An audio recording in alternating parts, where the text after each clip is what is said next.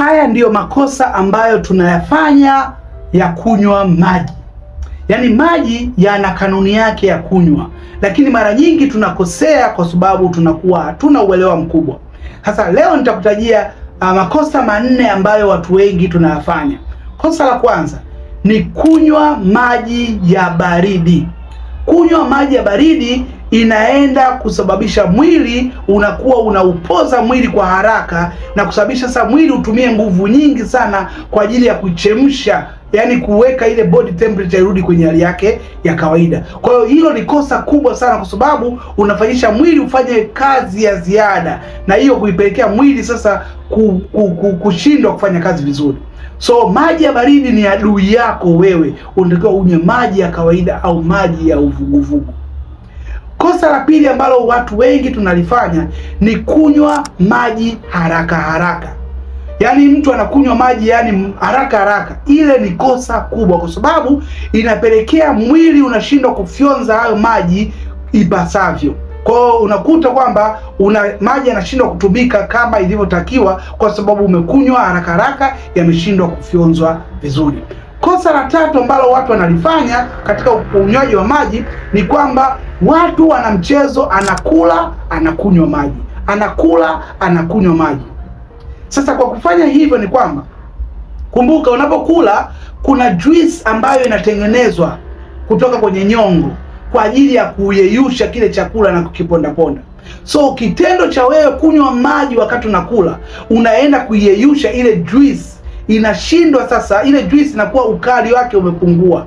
Ukipungua unasababisha chakula kinakuwa kisagwi vizuri. Chakula kisiposagwa vizuri inamaanisha kwamba vile virutubisho havitofyonzwa vizuri. Lakini pia ukiachana kufyonzwa kwa virutubisho, lakini pia hiko chakula kitaenda kuwa kigumu na utapata choo kigumu.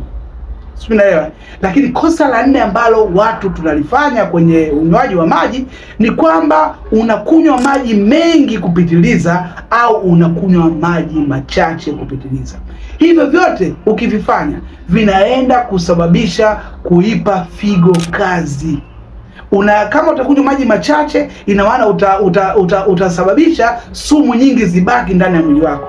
Ukinywa maji mengi kupita kiasi, unaenda kuipa kazi kubwa figo kufanya kazi, matokeo yake figo itaanza kushindwa kufanya kazi vizuri. Kwa hiyo unatakiwa unywe maji kiwango ambacho kinaendana na kilo zako. Kama ulikuwa hujui, wewe unajinywa tu maji pole, lakini maji yanatakiwa unywe kutokana na kilo zako. Kilo zako ngapi? Angalia, soma vizuri, utajua unatakiwa unywe lita ngapi.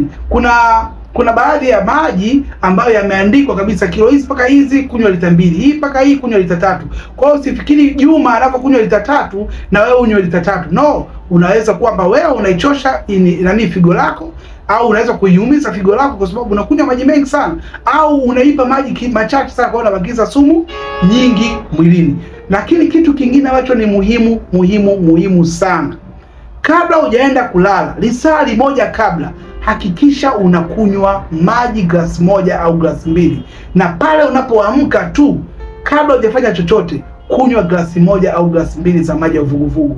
Utakuja kunishukuru kwa nini ambacho kitakufanyia katika mwili wako. So ni hayo tu. Endapo utakuwa na changamoto yoyote ya kiafya, chukua namba yangu bayo nipigie niweze kusaidia, kwa sababu nimekuwa nasaidia watu changamoto mbalimbali kuziondoa, lakini pia kuweka miili ikae vizuri. Karibu sana.